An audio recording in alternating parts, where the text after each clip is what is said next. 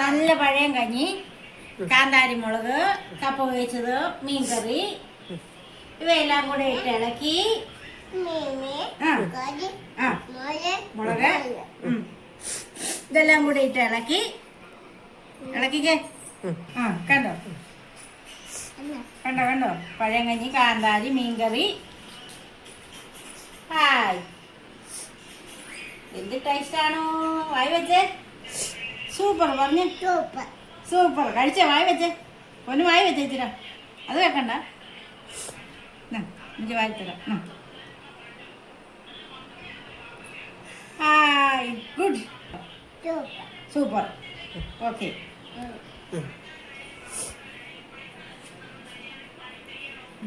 കഴിക്കും.